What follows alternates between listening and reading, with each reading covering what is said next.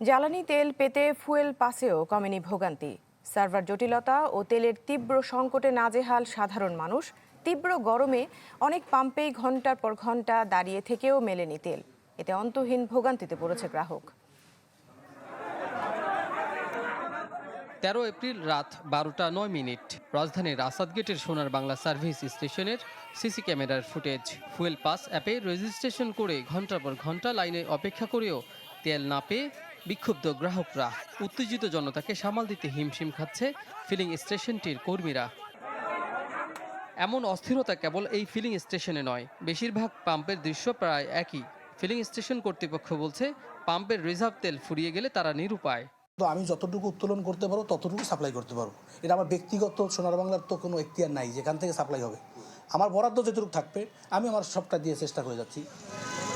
চৈত্রের শেষ দিনে তপ্ত রোদে পুড়ে নাকাল জ্বালানি তেলের জন্য অপেক্ষারত চালকরা। ঘন্টার পর ঘন্টা দীর্ঘ লাইনে দাঁড়িয়ে নাভিশ্বাস প্রায়, ক্ষুধা আর পিপাসায় ওষ্ঠাগত প্রাণ। অফিস আদালত বাদ দিয়ে বসে আছে, দুপুরে খাওয়া নাই, প্রচণ্ড হেভি টেনশনের মধ্যে পড়ে আছি।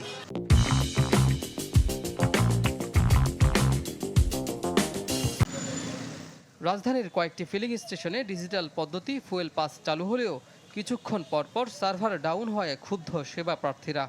আমাদেরকে বলছে আধা ঘন্টা পর ট্রাই করতে, 7টা থেকে নিয়ে এই পর্যন্ত আনালো 40 বারের উপর ট্রাই করছি। আপনার রেজিস্ট্রেশন প্রথম দিনে করছি, কিন্তু আপনার মাঝখানে 3 দিন সার্ভার ডাউন ছিল। আসাদ গেটে তালুকদার ফিলিং স্টেশনের গাড়ির লাইন গিয়ে ঠেকেছে বিজয় সরণিতে। আবার বিজয় সরণির ট্রাস্ট ফিলিং স্টেশনের লাইন মহাখালী রেল ক্রসিং অবধি। ফজরের আগে থেকে ওয়েট করতেছি, তাহলে কি অবস্থা বুঝেন। রাত্রে এখানে 2টার সময় এই ফিলিং স্টেশনে আছে সিরিয়াল দিচ্ছে। এখন পাম্প বলতেছে সন্ধ্যার পরে আসলে তেল দেবে।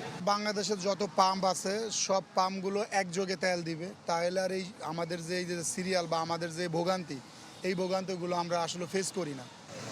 তাদের অভিযোগ, মাঠের বাস্তবতায় সংকট তীব্র। সরকারের ভাষায় রয়েছে পর্যাপ্ত সরবরাহ, চাহিদার তুলনায় তেল কম পাওয়ায় দুপুরের পর থেকে বন্ধ থাকছে অনেক স্টেশন। এপ্রিল মাস থেকে 13,500 লিটার প্রতিদিন তেল দিচ্ছে। যতক্ষণ দিতে পারি ততক্ষণ আমরা পাম্প চালু থাকে, তেল শেষ হইলে পাম্প বন্ধ হয়ে যায়। সেবাদাতা ও গ্রাহক উভয়ের দাবি, সব জটিলতা নিরসন করে সরকারের কড়া নজরদারি নিশ্চিত করতে পারলে সরবরাহ স্বাভাবিক হবে। কাজী ফয়সাল, চ্যানেল 24, ঢাকা।